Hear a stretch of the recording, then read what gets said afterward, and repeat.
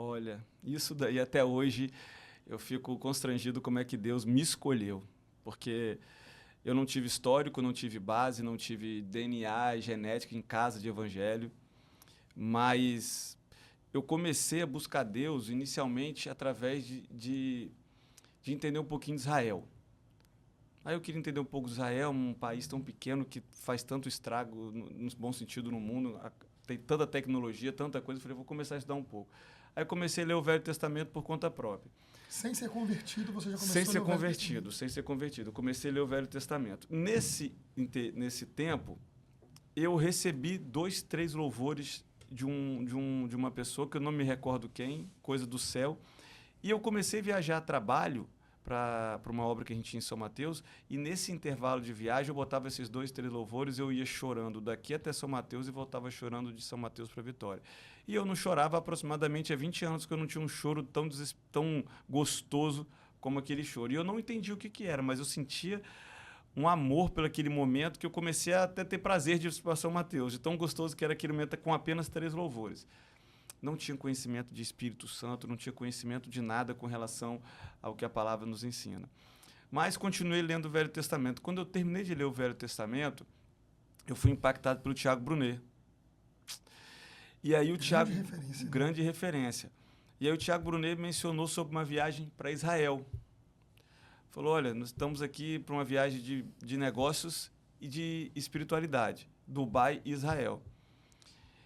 Eu, em 3 dias, faltando 3, 4 dias para a viagem, eu comprei, na fé também, fui assim, o único que eu cheguei que não era crente no ambiente.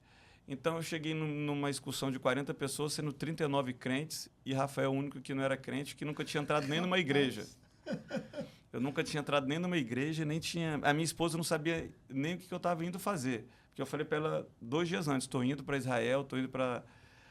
E aí, fui. Cheguei lá, comecei a ter experiência de oração, nunca tinha orado na minha vida. Eu lembro nos 2, 3 primeiros dias que a gente fazia um círculo para orar, na hora que chegava na minha vez eu falei, pula, pula. Eu vou orar não, sem orar, e um monte de gente orando com um fervor, com aquela coisa linda de ver. Eu falei, pode pular. Na hora que eu já ficava nervoso quando chegava a minha vez para falar em orar. E aí eu fui sendo...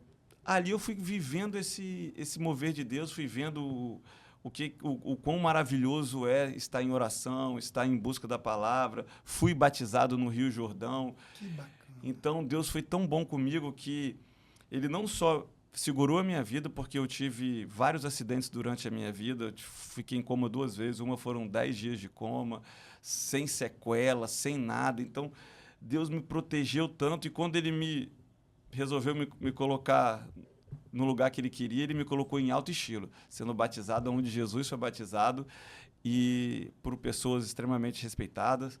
Então, assim, saí daqui sem saber o que era ser crente, ser evangélico, e voltei apaixonado de uma forma assim, entrei na igreja, cheguei aqui num sábado, no domingo eu estava dentro da igreja, num culto de quase 5 horas. Foi um dos maiores cultos que eu já vi na minha vida, enquanto minha família não estava entendendo nada, todo mundo, e eu aquilo dali, foi como se diz, amor à primeira vista. Não foi nem um amor, foi uma conexão muito Sua família forte. também não era convertida na época? Não, ninguém nem falava de Deus na minha casa. E aí você chegou e falou, vamos para uma igreja. Vamos para uma igreja. E aí passei um ano sendo o sacerdote da casa.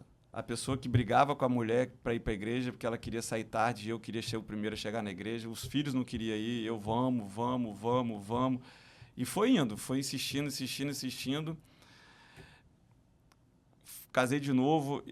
Depois que eu vi essa frase aqui, foi a frase que eu mais tenho dentro da minha vida, que é Josué 24:15, eu e minha casa serviremos ao Senhor. Declarei isso para Deus e hoje está minha esposa servindo na igreja, minha filha, meu filho, eu. Então, o processo de transformação iniciou por mim, mas hoje a casa toda está transformada e vivendo esse amor lindo que é o amor de Deus.